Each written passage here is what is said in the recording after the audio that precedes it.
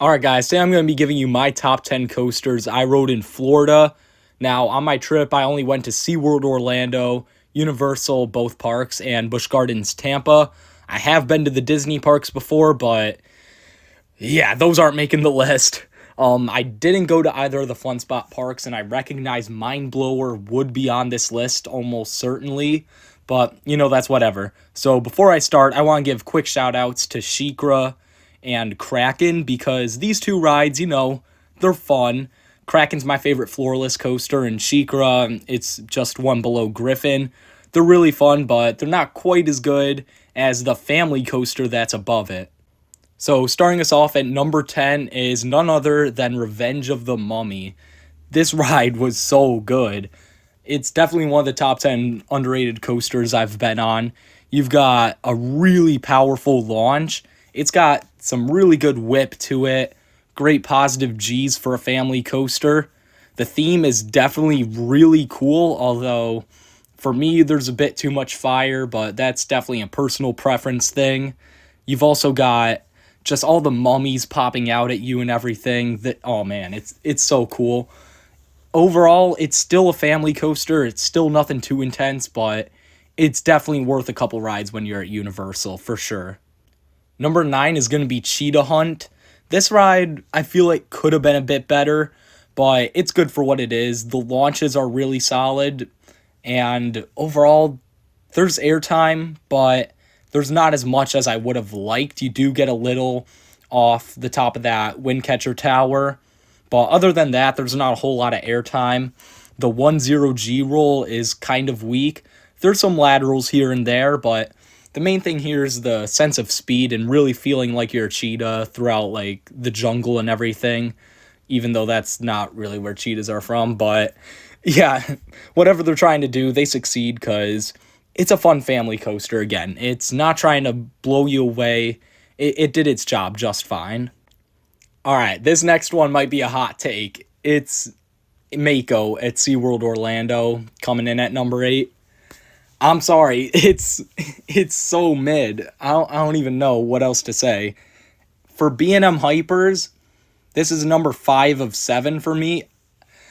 I don't know, it's just not as powerful as the others. Some people say this thing is by far more powerful than any of the other B&M Hypers except maybe Goliath and Shambhala, but honestly, like, the sustained Camelback there, the 5-second floater hill, didn't feel any more sustained than, like, any of the Camelbacks on any of the other B&M Hypers. I'm sorry, it just didn't. And the speed hill and everything, they don't have the same, like, level of it factor as, like, some of the hills on Nitro, for example. And maybe it's just an expectations thing, because I was expecting some top 25 coaster or something, but I don't know. It's got, like, a little bit of laterals in the second half, but not really. No positives. I do like the setting, but it's not enough. Mako, it's got the same problem as Candemonium, where it's average in the first half and it's below average in the second half. So, yeah, that's why it has to be down here at number 8. So we're going to go from one overrated coaster to another overrated coaster. This time, it's going to be Montu coming in at number 7. I don't think this is quite as overrated as Mako, because it has kind of grown on me, because at first I was really disappointed by it, but the more I realize, okay, it's about on par with Raptor. It's not Alpengeist like I was thinking, but, it's on par with Raptor, Banshee, that sort of tier. It's still got some great whip. It's still got a couple leg-numbing moments. The trenches are really nice, I'll give it that. It's definitely got some slow ops like the rest of Busch Gardens Tampa, but yeah, that's not really the layout's fault. I will say the Batwing on this and Afterburn 2 are definitely some of the most overrated elements of all time. I really haven't a clue why so many people rave about the Batwing. Yeah, I don't know. I would have way rather had a Cobra roll there, but that's just me. Montu's still a great ride, but not quite as elite as most people say. Number 6 is going to be Hagrid's Magical Creatures Motorbike Adventure, or just Hagrids, because no one wants to say the entire thing. This ride is another one I was slightly disappointed with. Not as much as Montu, but again, this might have been just my dad hyping it up, but yeah, it definitely is not a top 25 coaster. Definitely shouldn't be over Conda in Taylor Bybee's rankings, but it's still a solid ride. I'll give it that. It's pretty much a perfect family coaster.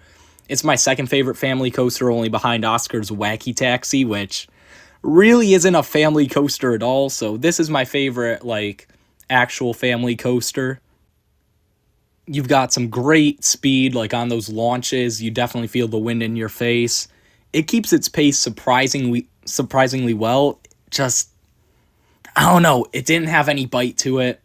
Didn't have any whip or snap like I thought it could. I was seeing some of those transitions, thinking, okay, this is mini I-305 right here. It's definitely not mini I-305 or Cheetah Print or whatever they're going to call it now. But yeah, it's definitely not that.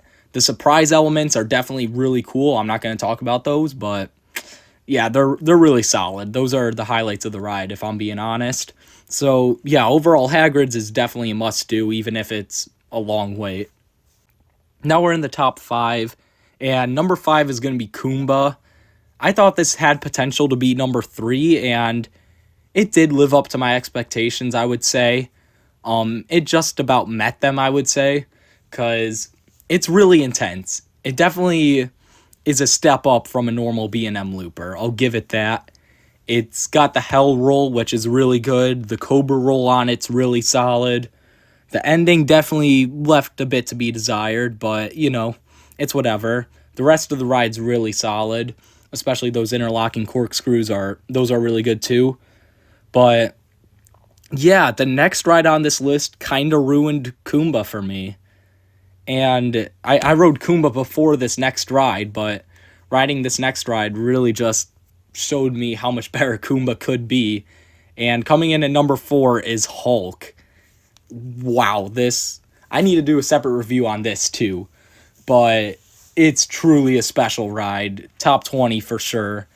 Definitely top 3 B&M, maybe even better than Fury in my opinion. I don't know.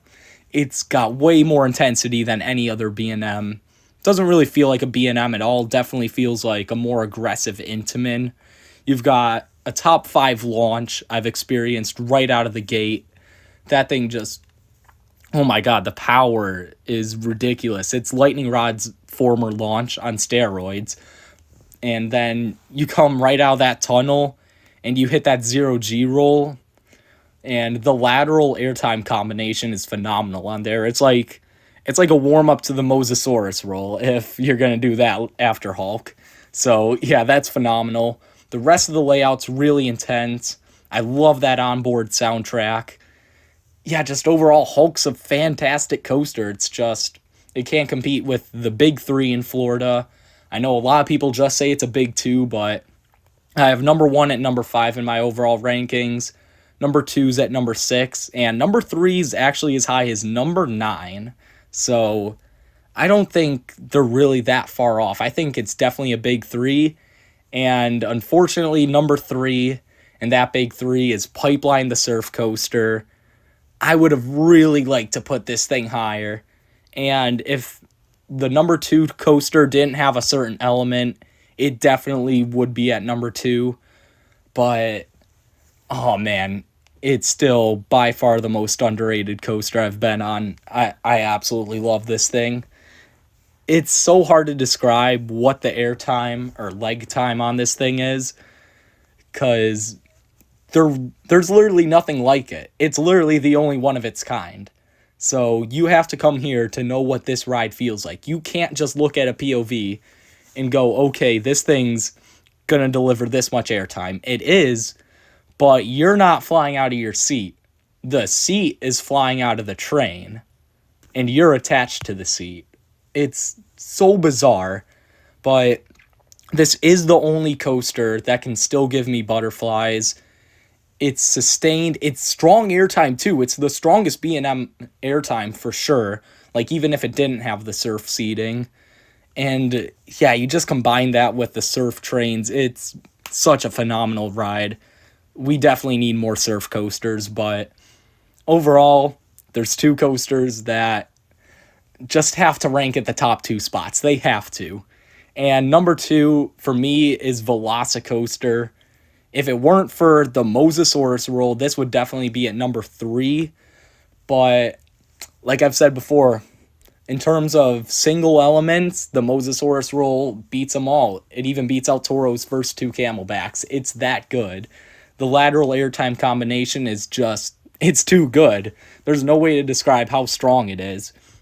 The rest of the ride isn't bad, but it's inconsistent. Like, you'll go from a really good element to kind of a hit or miss type meh element. So that's not really a coaster that I'd want to put in my top 10. And the theming's good, but I've seen better. There's definitely better out there. Terran definitely has way better theming than this. There's some people I hear who think this is better than Terran, but not even going to Phantasialand, I can tell Terran has way better theming. But that doesn't stop this from being number 6 in my overall rankings, just because, again, the Mosasaurus roll is that good.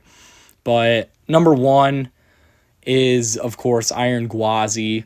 I definitely have, like, a personal vendetta against this thing, because, basically, it was closed, like, every portion of the day except for the last 2 hours, and it was closed Monday, and they didn't say anything about it. No warning. Had no clue what was going on, or they did, and they just didn't want to tell us. So, yeah, because of that, I'm kind of biased against this ride, but I still have to admit it's top 5 for me. I still have to give it those higher marks, because it truly is phenomenal. You've got some of the best elements of all time, like that death roll, or that sustained wave turn, that just deliver the power, and they're powerful for a good amount of time. And the other elements on this ride really hit too. The biggest complaint I had with it is there's too much dead space, like too much time just meandering in between elements. But yeah, still, it's such a phenomenal RMC. The sense of speed's great. Overall, despite my personal bias against it, it's still a top 5 coaster for me. So that's my top 10 coasters in Florida. Let me know what you guys think of this down in the comments below. Make sure to like and subscribe, and I'll see you guys next time.